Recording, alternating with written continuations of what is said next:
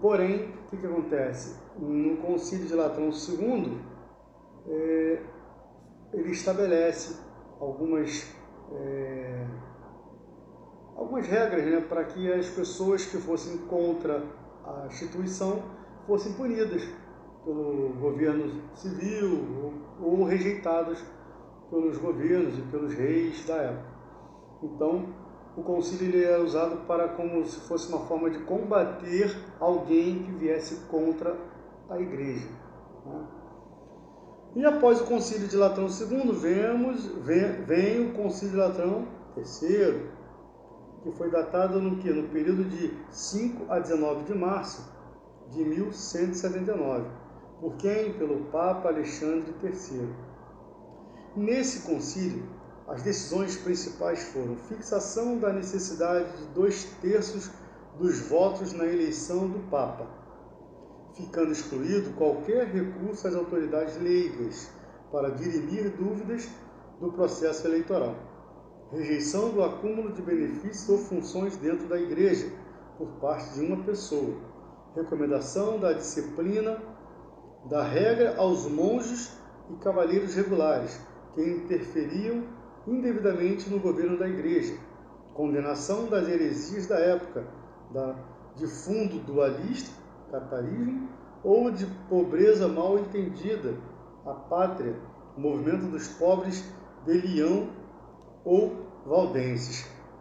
Veja, como eu falei anteriormente, o concílio ele era usado para quê? Para fazer com que os que fossem contra a igreja fossem punidos ou rejeitados. E também, de igual forma, o concílio era usado para o quê? Para bloquear ações externas dentro dele. Ou seja, para que ninguém se intrometesse nas decisões internas da igreja, eles criavam mecanismos para que ninguém tivesse acesso. Foi a questão da eleição papal, né? Como é que ficaria. Então eles criaram um protocolo onde não teria como pessoas de fora se intrometerem nas eleições, né? Haveria sempre uma forma de manter a coisa obscura. E vemos que eles trabalhavam de uma maneira bem exclusivista, ao mesmo tempo fechada, como se fosse uma sociedade secreta. Mas é isso. Infelizmente, o concílio ele sempre teve esse foco, né, de se manterem fechados diante, não deixando ninguém chegar perto, nem para conhecer, pois eles tinham medo das coisas erradas fossem a público, como já houveram. E continuando, veio depois o Concílio de Latrão IV, que foi entre 11 a 30 de novembro de 1215, pelo Papa Inocêncio III. E dentre as decisões ficou a condenação dos albigenses e valdenses, condenação dos erros de Joaquim de Fiore, que pregava o fim do mundo para breve, apoiando-se em falsa exegese bíblica, declaração da existência dos demônios como sendo anjos bons que abusaram do seu livre-arbítrio pecando. Com efeito, Ra-Satã e outros demônios foram, por Deus criados, bons em sua natureza, mas se tornaram maus por sua própria iniciativa. A realização de mais uma cruzada para libertar o Santo Sepulcro de Cristo em Jerusalém, que se achava nas mãos dos muçulmanos. A profissão de fé na Eucaristia, tendo sido então usada a palavra transubstanciação, a obrigação da confissão e da comunhão anual, fixou normas sobre a disciplina e a liturgia da igreja. Veja, esse aqui ainda é mais interessante porque a figura de Ra-Satã aqui, ele foi ensinado como sendo o quê? Como sendo um anjo bom, né, que se rebelou contra Deus. Para alguns aqui, dentro da cultura da Igreja Cristã Católica, ele tentou tomar o trono de Deus, ele tentou ser Deus. Porém, isso não é uma realidade, porque se você pegar a Bíblia, de Gênesis a Apocalipse, você não encontrará Satã querendo tomar o trono de Deus. Você ainda vai além, você vai ver que no livro de Jó, logo no início, acho que se não me falha a memória, no capítulo 2, deixa eu dar uma olhada, mas é praticamente no capítulo 2 do livro de Jó, Satã, ou somente o acusador, ou o opositor, ele vai até Deus para falar sobre Jó. Olha que coisa louca! Como é que pode? Capítulo 1, a partir do verso 6, certo dia os anjos, isto é, os filhos de Deus, vieram apresentar-se perante Hashem, perante Adonai, o Senhor. E Satã, o acusador, aproximou-se também junto com eles. Então, Adonai questionou a Satanás: de onde vens? E Satanás deu-lhe a seguinte resposta: de perambular pela terra e ir e vir pelos caminhos do mundo. Olha só, Satã diz para Deus que estava caminhando pela terra. Ele vai a Deus, ele vai até o Eterno, para o quê? Para falar sobre Jó. Porque Deus conhece o nosso coração e viu que Satã estava não caminhando aleatoriamente. Ele estava caminhando, mas estava o foco dele era Jó. Tanto que Deus, ele indaga, no verso 8 ele fala assim: indagou-lhe então Hashem, o Eterno: observaste o meu servo Jó?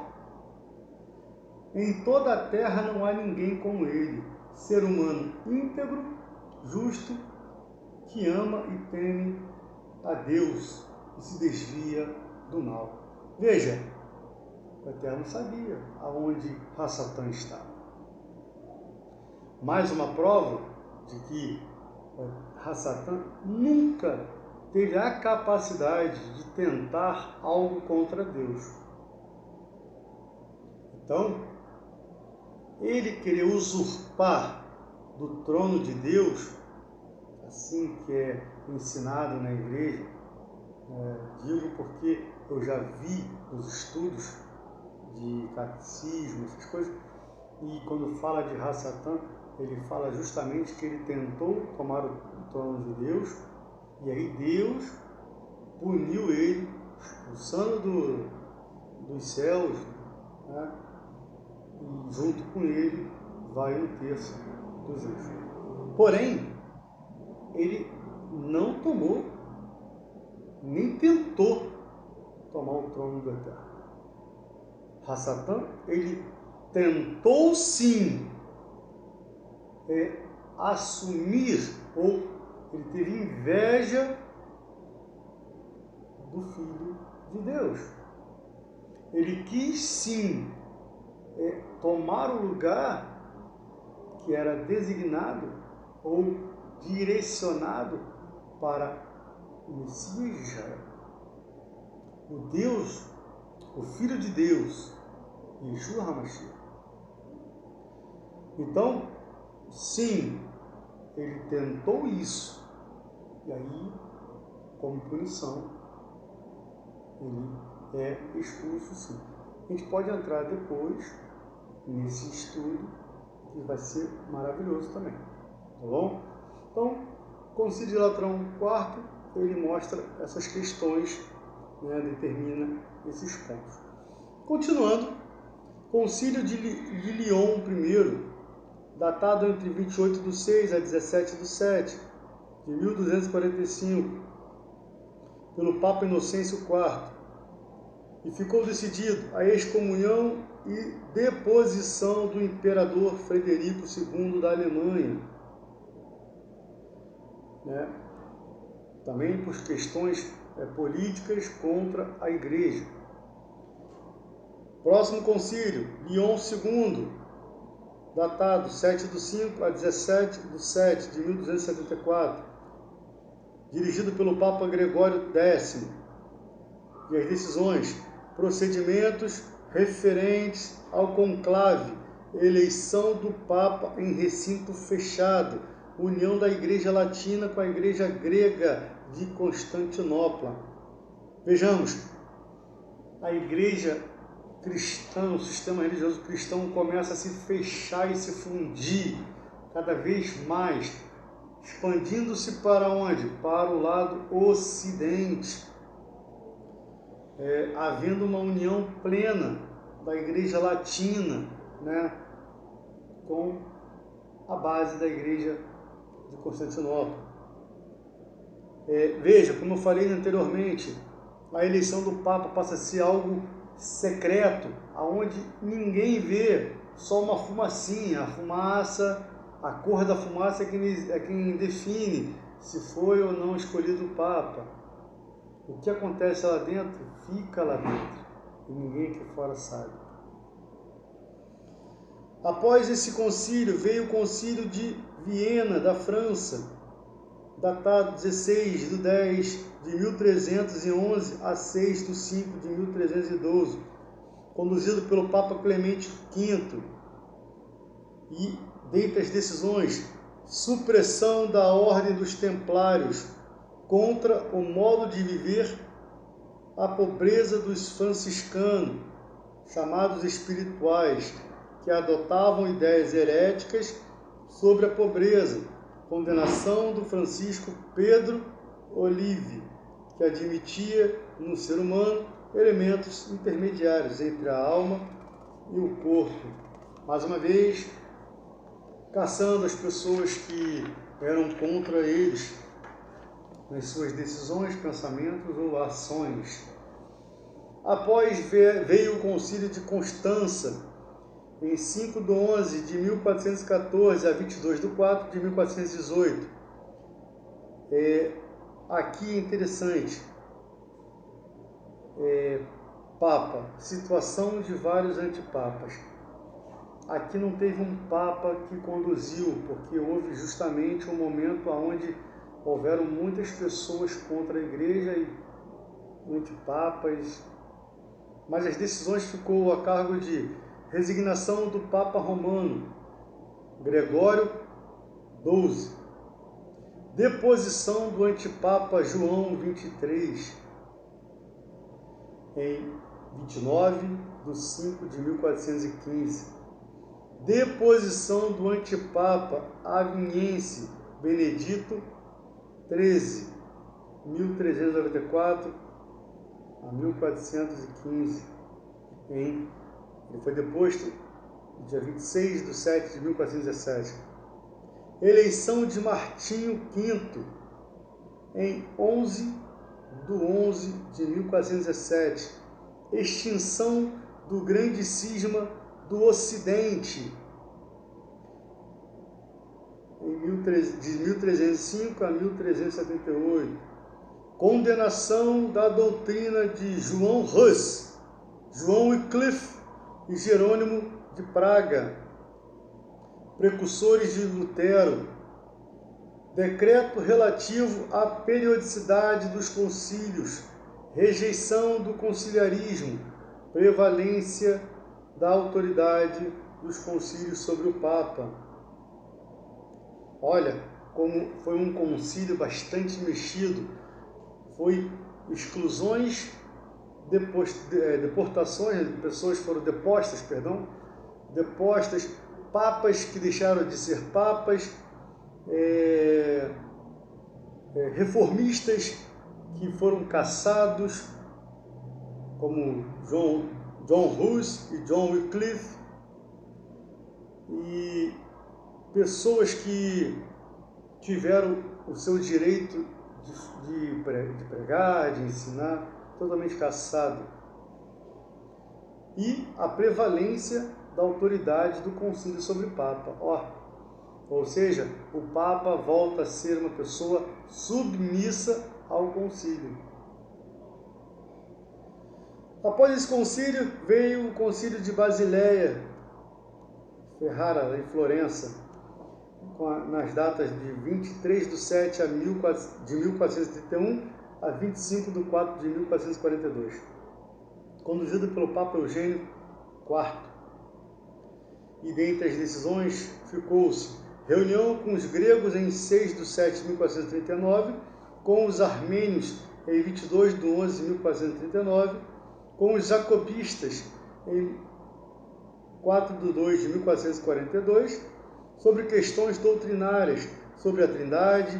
O Espírito Santo tem sua essência e seu ser subsistente ao mesmo tempo do Pai e do Filho, e procede eternamente de ambos como de um só princípio e por uma única inspiração. E uma vez que tudo o que é do Pai, o Pai o mesmo o deu ao seu Filho único ao gerá-lo, excetuando o seu ser de Pai.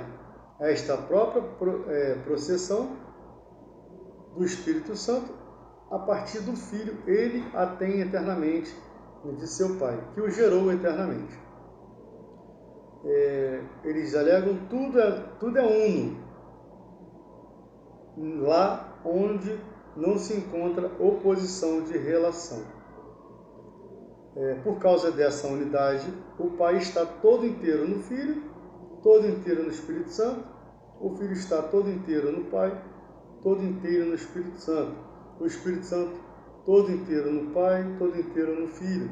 O Pai, o Filho e o Espírito Santo são três princípios da criatura, mas um só princípio. É confuso, né? Mas é isso que eles fizeram.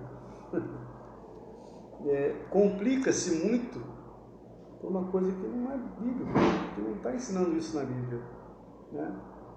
Mas foi isso. Foi justamente o que nós lemos lá no livro de Judas, onde as pessoas vãs com concupiscência, corações corruptos, acabam ensinando e desviando outros. Após tudo isso, veio mais um concílio de Latrão, o Latrão V, com as datas do dia 10/5 de 1512 a 16/3 de 1517. Os condutores foram o Papa Júlio II e Leão X. E dentre as decisões ficaram contra o concílio cismático de Pisa, decretos de reforma da formação do clero sobre a pregação, condenou a sanção de Bourges, declaração que favorecia a criação de uma Igreja Nacional da França, assinatura de uma concordata que regulamentava as relações entre a Santa Sé e a França, condenação da tese segundo a qual a alma humana é mortal e uma só para toda a humanidade, de Pietro Pomponazzi, exigência do imprimato para os livros que versassem sobre a fé ou teologia. E após, vamos ao 19º Concílio de Trento, datado em 13/12 de 1545 a 4/12 de 1563, conduzido pelos papas Paulo II, Júlio III e Pio IV. E as decisões foram contra a reforma de Lutero, doutrina sobre a Escritura e a tradição, reafirmou o cânon das Sagradas Escrituras e declarou a Vulgata isenta de erros teológicos, doutrina do pecado original, justificação, os sacramentos e a missa, a veneração, invocação dos santos, Eucaristia, purgatório, indulgências e decretos de reforma. Quando Deus toca o coração do homem pela iluminação do Espírito Santo, o homem não é insensível a tal inspiração que pode também rejeitar, e, no entanto, ele não pode, tampouco, sem a graça divina, chegar, pela vontade livre, à justiça diante dele. Tendo recebido de Cristo o poder de conferir indulgência, já nos tempos antiquíssimos usou a Igreja desse poder, que divinamente lhe fora doado.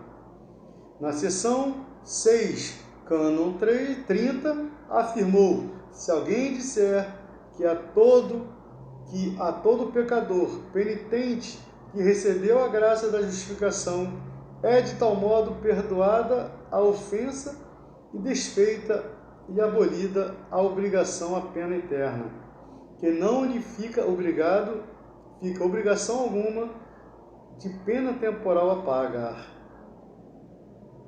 seja neste mundo ou no outro, purgatório, antes que lhe possam ser abertas as portas para o reino dos céus, seja excomungado.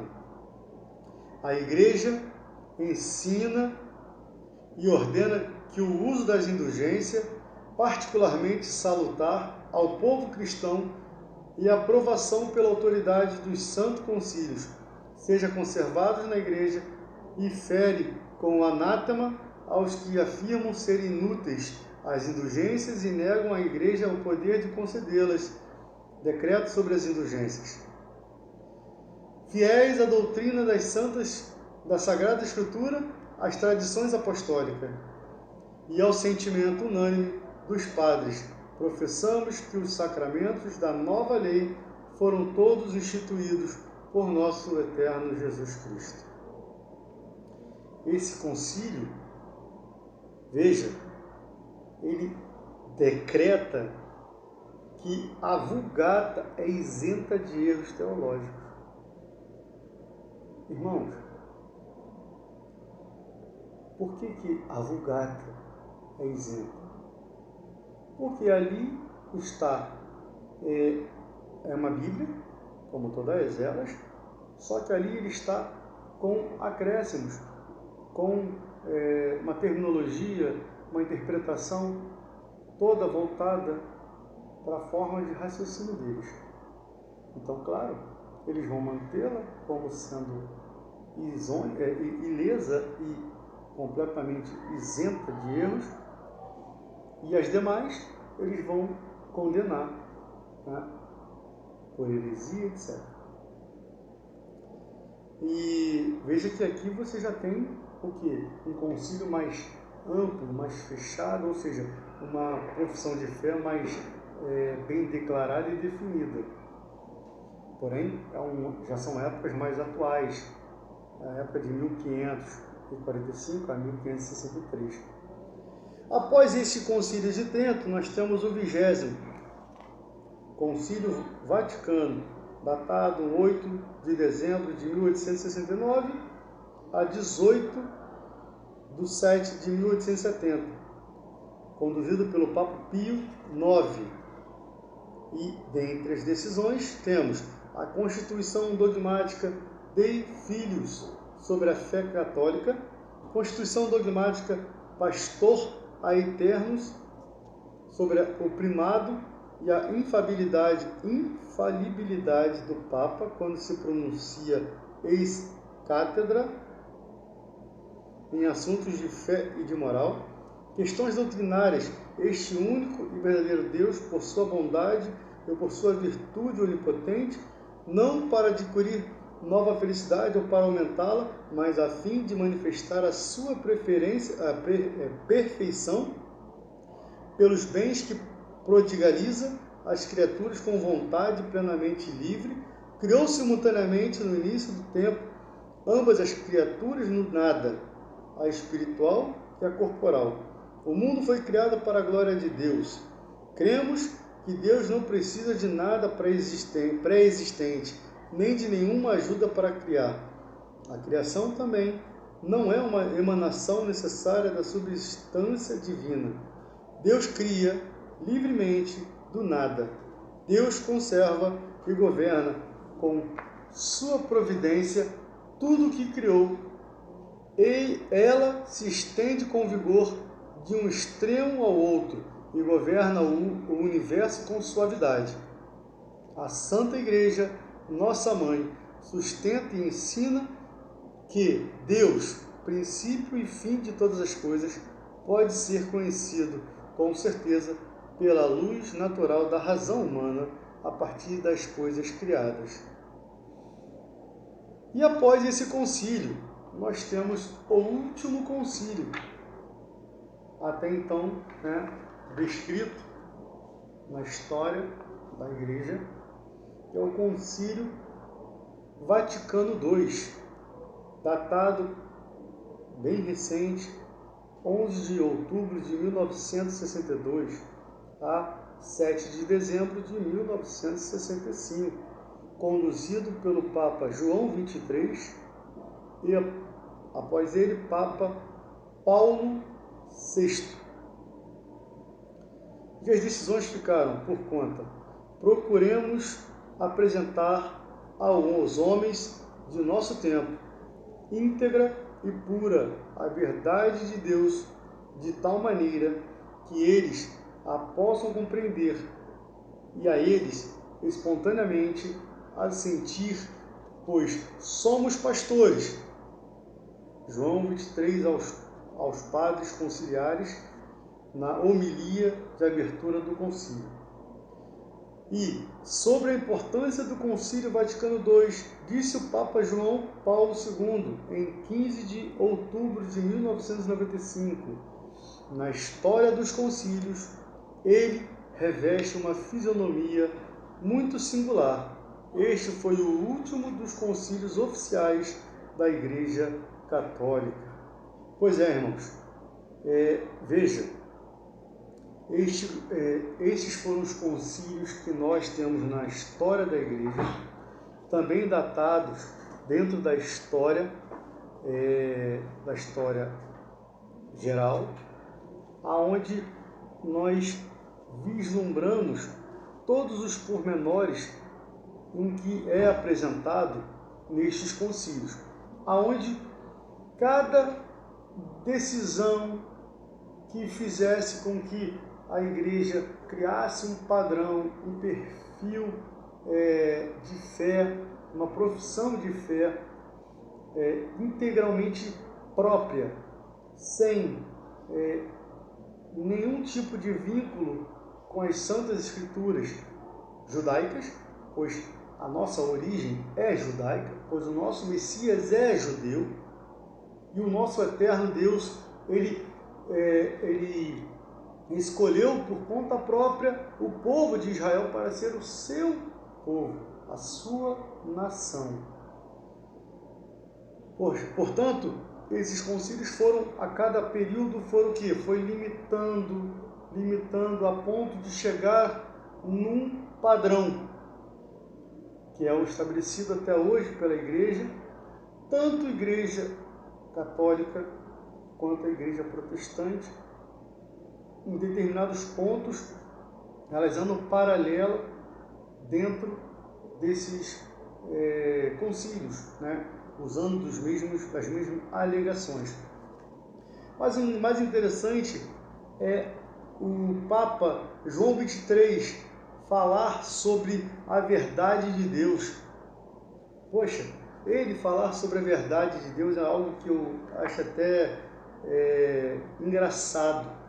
Porque se você pegar a Bíblia e você abrir a sua Bíblia no livro de João, capítulo 8, verso 32, ele fala assim: e conhecereis a verdade, e a verdade vos libertará.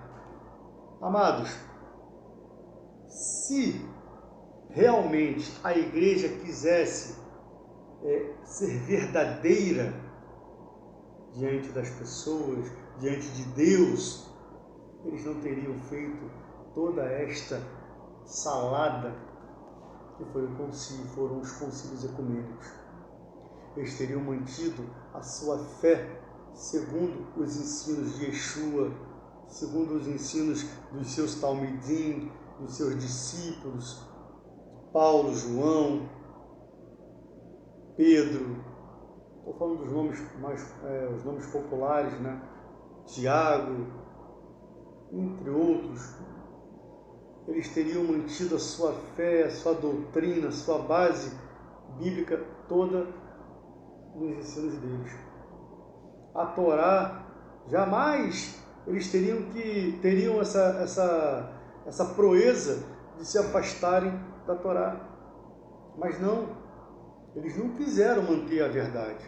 Eles criaram uma falsa verdade, uma pseudo-verdade, a verdade que eles queriam que fosse.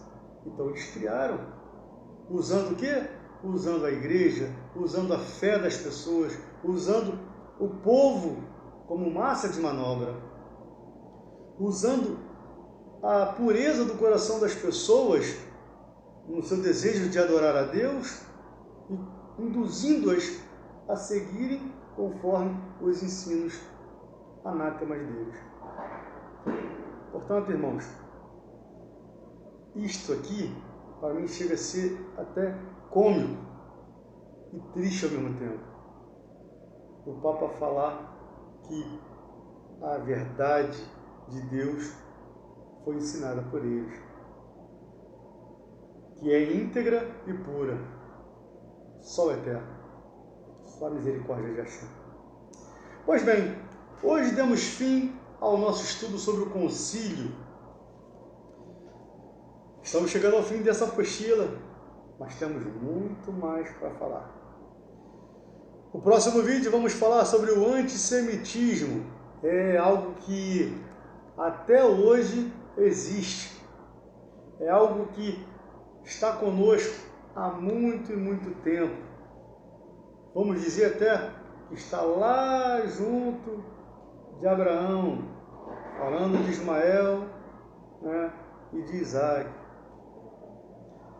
Então, no próximo vídeo vamos falar sobre o antissemitismo, como é que foi desenvolvido, como é a definição, as pessoas que se usaram disso e o mal que ele age dentro dos corações das pessoas.